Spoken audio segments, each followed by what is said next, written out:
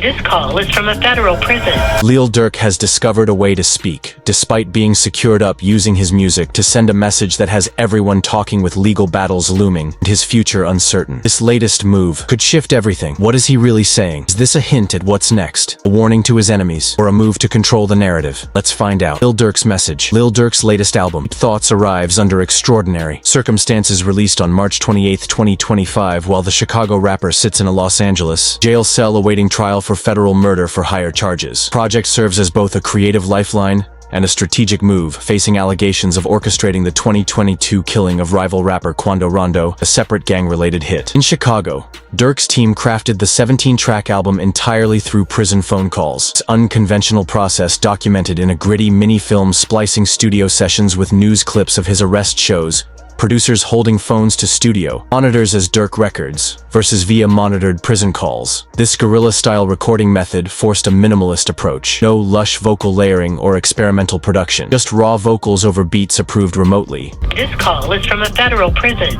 We in here, we got Hello, y'all the lab? we in the studio, we in this motherfucker getting to it, boy. We gonna roll out and got everything. But beneath the surface, melodic trap anthems and collaborations with heavyweights like Future and Jane Ayayako, lies a deeper narrative. A carefully curated message meant to sustain his legacy plate, streets, and perhaps even sway public opinion ahead of his October 2024 trial. Deep Thoughts is unmistakably shaped by the threat of life imprisonment. Lyrics undergo heavy self-censorship, violent lines scrubbed or bleeped to avoid courtroom ammunition on 1:0 a leaked version's explicit threat.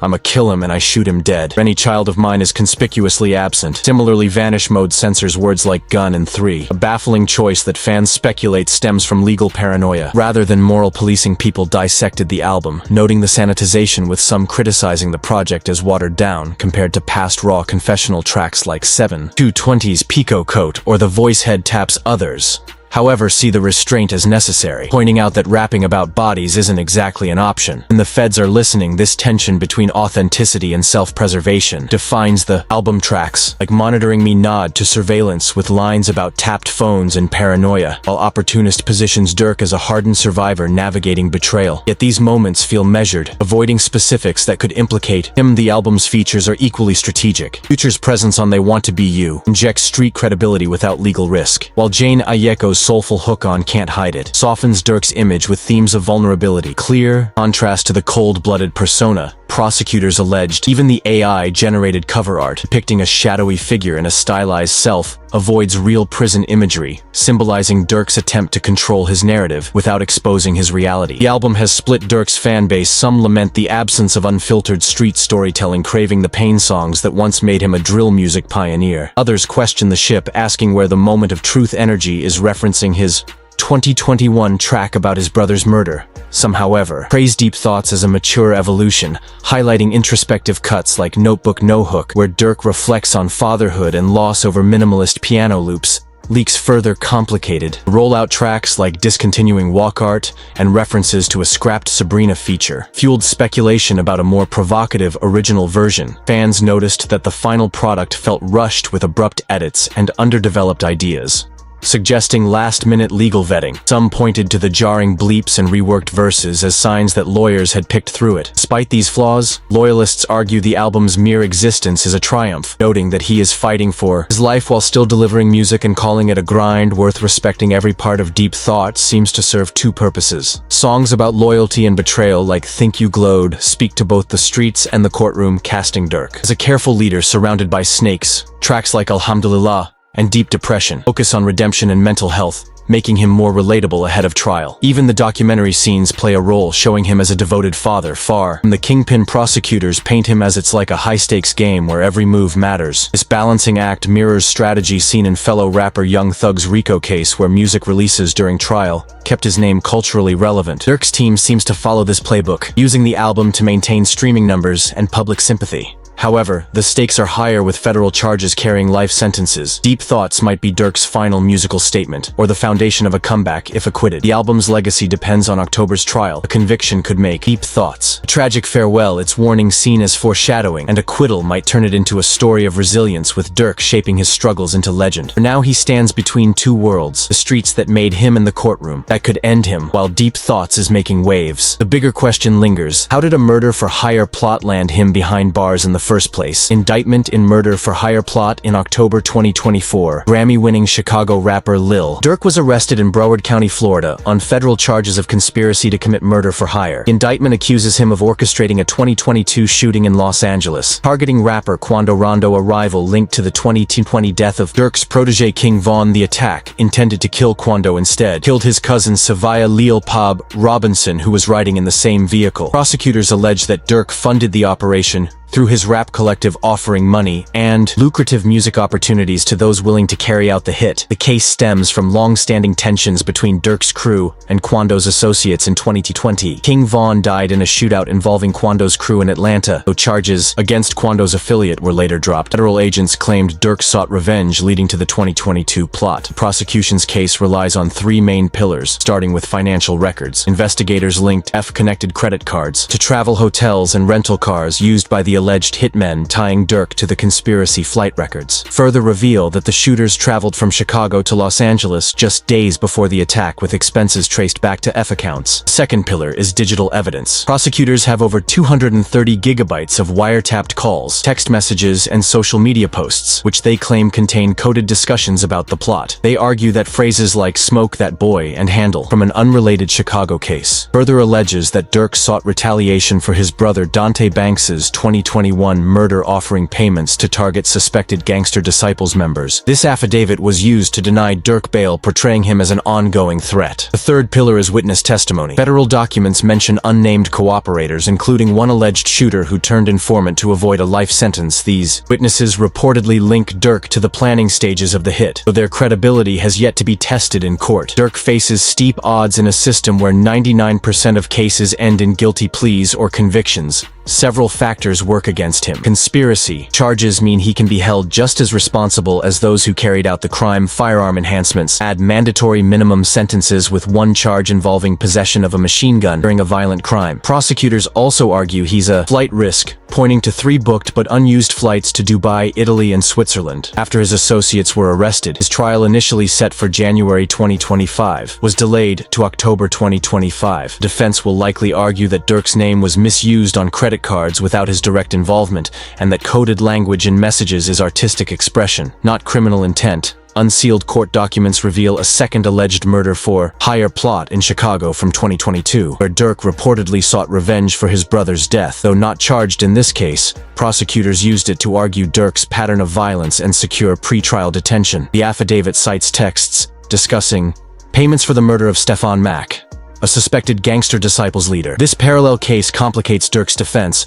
as jurors may view it as evidence of a broader criminal mindset. Durk's case fuels ongoing debates about rap lyrics being used in court. Prosecutors plan to introduce his lyrics as evidence, a move criticized by experts like Eric Nielsen, who argues that artistic expression is being weaponized. Lines like "I'll pay $1 million just to see him dead" could be presented as confessions rather than creative storytelling. Politically, the fallout has been swift. Durk's $150,000 donation to Chicago Mayor Brandon Johnson's campaign faced backlash, with critics calling for its return. Meanwhile, suburbs like Broadview quickly revoked honorary keys to the city that had been awarded just weeks before his arrest, marking a rapid decline in his once celebrated public image. The hip-hop community is split. Supporters argue the case is circumstantial, pointing to Durk's lack of a violent criminal record and the absence of a smoking gun tying him directly to the shooting. Others see the indictment as inevitable, given F's ties to Chicago's drill rap scene and Durk's lyrical focus on street life. His arrest has already sent ripples through the industry. Deep Thoughts features tracks like Prayers Up and Untouchable, which fans see as references to his legal troubles. Meanwhile, high-profile collaborators like Drake and J. Cole have stayed silent, distancing themselves from the controversy. Durk's fate depends on 3 possible scenarios. Plea deal is the most common outcome in federal cases, potentially reducing his sentence to 20-30 years if he accepts responsibility. Trial conviction could mean life in prison. Given the severity of the charges and strict federal sentencing guidelines, an acquittal is highly unlikely. His legal team could challenge the credibility of witnesses or weaknesses in the digital evidence to create reasonable doubt. Durk's trial will decide more than just his freedom. If convicted, becomes another example of rap lyrics being used as evidence. If acquitted, it fuels the argument that the system targets hip-hop artists, with the trial set for October 2025. The stakes couldn't be higher while Durk is now indicted in a murder for hire plot. This isn't the first time his name has been tied to controversy. Past controversies, Lil Durk's career is caught between street life and rap fame, with both pulling him in different directions from family struggles to long-standing feuds. His story shows how Lil Durk faced a bombshell allegation. His 10-year-old son and the child's mother were accused of shooting her boyfriend 6 times. Durk's son is watching all this. He's trying to get the gun out of her hand. The gun off his hip drops, and the son picks up the gun and shoots him in the stomach. Even though no charges were brought, incident became viral as fans analyzed its connections to Durk's music. Jokes about Durk possibly referencing the incident in a song went widespread on social media. Users coming up with lines like, "Growing up in the trenches was tough, but it wasn't that bad, had a sit down. My son, he shot his stepdad." Others quipped that the boy was baby threat. A nod to Chicago's violent youth culture. Critics called it a tragic example of how children in drill-centric environments normalize conflict, while supporters dismissed it as a private family matter. Either way, the incident became a symbol of how Durk's music, steeped in revenge and street codes, blurs with his personal life. Durk's rivalry with Chief Keef, Chicago's drill music pioneer, began in 2013 after Durk's arrest on gun charges. Key allegedly refused to pay his $10,000 bail. Durk retaliated on Twitter, writing, "BBE, targeting Keef's crew, and you'd be dead if it wasn't for 300, a reference to their shared 300 gang ties. They briefly reconciled. Tensions reignited in 2015 when Durk dissed Keef on the Shurok remix. "We both eaten, only one keeping." Fans interpreted this as Durk mocking Keef's fading relevance. Keef retaliated by backing Tiger and Game's diss track against Durk, further fracturing their relationship. Behind the scenes, the feud exposed a divide: Durk's push for mainstream success versus Key's loyalty to Chicago's unfiltered drill scene. People were quick to note how Durk avoided direct collaboration with Key, like peers like Lil Reese, and speculated that industry ambitions drove them apart. That was not all. Durk's loyalty to his original block, Lamar 300, became a flashpoint. Members accused him of neglecting the neighborhood despite sending guns, cars, and money. Breaking point came after Durk's brother Tang was killed in 2014. Lamar 300 expected retaliation, but Durk focused on his career. Instead, the block labeled him a clout chaser, banning him from the neighborhood and releasing diss tracks. Durk fired back in songs like Jesse and OJ Rats, mocking former allies as snitches. Debated whether Durk's actions were justified. Some argued he outgrew street politics. Others called him a studio gangster who exploited his roots for fame. The fallout highlighted a harsh truth in drill culture. Perceived disloyalty can erase years of support. King Von's 2020 death, in a shootout allegedly involving NBA YoungBoy's crew, ignited one of rap's most toxic feuds. Durk and YoungBoy once collaborators turned enemies. YoungBoy dropped "I hate YoungBoy," haunting Durk's grief, while Durk's Back in Blood hinted at revenge. The feud escalated on social media, with YoungBoy mocking Durk's parenting and legal issues. Fans split. Some saw as genuine hatred, others as a publicity stunt. Reddit threads dissected Durk's silence on retaliation, with critics asking, if he's really about that life, why hasn't he slid for Von? Supporters argued that Durk was prioritizing his career and family. The feud underscored how personal loss and industry competition collide in hip-hop, where pain drives both art and profit. Chicago rapper 600 Breezy became a thorn in Durk's side, publicly criticizing him, questioning his loyalty to King Von's legacy, and accusing him of capitalizing on Van's death. Breezy suggested that if Von were still alive, he would have surpassed Durk in fame. And you know what I'm saying, was living in a hellhole and came home and boom. He been King Von, but he became King Von to the world. Yeah. So he would have been bigger than Durk because he was moving too fast, too quick. And you know what I'm saying, was living in a hellhole and came home and boom, he been King Bond. He became King Bond to the world. Yeah, so he would have been bigger than Durk, because he was moving too fast, too quick. While Durk never directly responded, Breezy's repeated attacks painted him as someone trying to stir controversy for attention. Social media users noted how this feud mirrored drill's broader issue: artists using real trauma for clout. While some fans enjoyed the drama, others called it exploitative, arguing it perpetuates violence. In already struggling communities, Durk's music has repeatedly landed him in legal jeopardy. Lyrics about shootings and revenge were cited in court cases, blurring the line between art and confession. Critics argued this validated concerns about drill's influence, while supporters called it racial bias, citing how rock artists aren't punished for fictional lyrics. Fans and critics remain split on Durk's authenticity, with online debates dissecting his every move. Supporters point to his Early mixtapes like Signed to the Streets and The Loss of His Brother as proof of his roots detractors, however, highlight his industry connections, luxury lifestyle, and lack of direct retaliation for Vaughn. As signs he's not as street as he claims. Even his philanthropy, such as scholarships for Chicago youth, sparks debate. Some see it as genuine giving back while others view it as an attempt to buy Lil Durk's career is a paradox. He's a father entangled in violence, a rapper accused of abandoning his block, and an artist whose lyrics haunt him legally. His feuds reveal rap's thin line between authenticity and performance. Meanwhile, legal battles over his music ask if artists can ever separate art from reality, while Durk has been embroiled in past controversies and remains entangled in new ones. The bigger question is what comes next for him, amid the mounting legal and industry pressures. What's next for him? Lil Durk was once a titan of Chicago's drill scene and a chart-topping rap phenomenon now faces a defining chapter in his life as he navigates a labyrinth of federal charges that threaten to dismantle his career, freedom, and legacy. Indicted for murder for hire, connection with the 2022 killing of Lil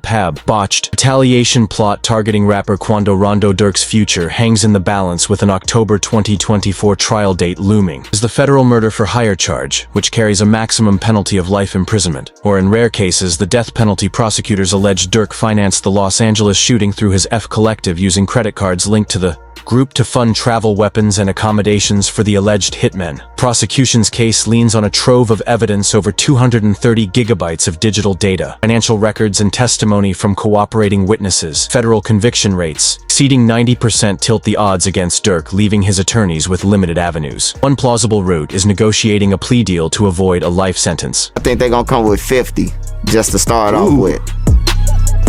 50 years. Just to start off with. And if they blow that, they gonna go up. And if they blow that, it's gonna be like life. It's just gonna be life. I don't think they gonna death penalty nobody no more. However, even a reduced charge could mandate 20-30 years due to the crime's severity and its fatal outcome. Plea negotiations would require Durk to admit culpability, a move that might preserve his life but shatter his street persona. Alternatively, his team could contest the evidence, arguing that F associates acted independently or that Durk's lyrics about violence were artistic expression, not criminal intent. This defense risks failure as courts increasingly permit rap lyrics as evidence. A trend critics argue criminalizes black artistry. A darker possibility is the case expanding into a RICO indictment, adding charges tied to gang activity and additional co-defendants. Such a move would mirror cases like Young Thug's ongoing trial in Atlanta, where prosecutors weaponized lyrics and affiliations to paint a broader conspiracy. For Durk, a RICO charge would prolong proceedings, increase legal costs, and amplify the threat of lifetime incarceration. Durk's current reality is confinement in a federal detention center, denied bail due to perceived flight risk. Prosecutors highlighted his attempt to book international flights to Dubai, Italy, and Switzerland after associates were arrested, framing him as a fugitive threat. Without bail, Durk cannot directly oversee his music empire or F-brand, forcing reliance on pre-recorded material and proxies. His 2025 album, Deep Thoughts, released post-arrest, exemplifies this strategy, a project pieced together via prison phone calls and prior recordings. However, new music will lack promotional tours, viral videos, or industry events, stunting its commercial reach financially. The costs are staggering. Legal fees for federal defense. Durk's lucrative partnerships with brands like Fashion Nova and Cash App may dissolve as companies distance themselves from controversy. Meanwhile, F's stability wanes without his leadership, risking internal fractures as affiliates jockey for influence or abandon the collective. Durk's absence creates a vacuum in the drill scene, where his melodic trap anthems once dominated streaming platform. While he may drop pre-recorded tracks, his inability to engage fans on social media, perform live, or collaborate in studios will erode his relevance. Collaborators like Morgan Wallen, who featured Durk on the hit Broadway Girls and Drake, a frequent studio partner, might avoid public association to protect their brands. Industry relationships, painstakingly built over a decade, could unravel overnight. Yet incarceration hasn't silenced all artistic output. Figures like Young Thug and T Grizzly have released music from jail, leveraging loyal fan bases. Durk could follow suit, but his success hinges on maintaining authenticity. If perceived as washed or out of touch, his music risks flopping, a devastating blow for an artist whose 2023 album Almost Healed debuted at #3 on the Billboard 200. Durk's career was built on a foundation of street credibility, with lyrics chronicling Chicago's violence and survival. However, federal charges test this narrative. Hash-free smirk movement led by diehard fans clashes with critics, accusing him of hypocrisy, profiting from street tales. While evading accountability should Durk accept a plea deal, he risks being labeled a snitch or soft accusations that could alienate his core audience. Conversely, fighting the charges and losing might martyr him in the streets, cementing his status as a real one who refused to fold. Federal cases often hinge on cooperation with prosecutors, offering leniency to lower-level players in exchange for testimony. Durk's co-defendants, alleged shooters, and F-affiliates may flip to avoid life sentences. A scenario that could spawn snitching rumors. For instance, if an associate claims Durk directly ordered the hit, his defense would crumble. Such testimony would also inflame street tension, painting Durk as a liability and inviting retaliation against his family or crew. Durk's legacy teeters between two extremes: rap legend or a hard lesson.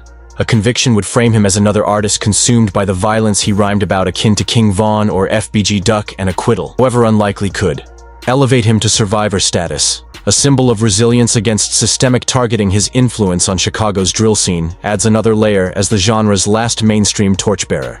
His downfall might stifle its national relevance, though rising artists like Lil Sama or Sadat Honcho could fill the void. Conversely, prolonged legal saga might mythologize Durk, embedding him deeper into hip-hop lore. The death penalty is theoretically applicable in murder for higher cases resulting in death. Federal executions are rare. Only 16 have occurred since 1988. Durk's lack of prior violent convictions and the case's circumstantial evidence make this outcome improbable. However, its mere possibility shows the trial's gravity, adding psychological weight to proceedings as October 2024 approaches. Lil Durk confronts a juncture where legal, cultural, and personal stakes collide. A plea deal offers survival at the cost of reputation. A trial gambles freedom for legacy, and the specter of RICO expansion threatens to engulf his entire circle. His music, once a soundtrack of Chicago's streets, now risks becoming a eulogy for his career. Now, all we can do is wait and see how it all plays out. And that brings us to the end of the video. Thank you for watching.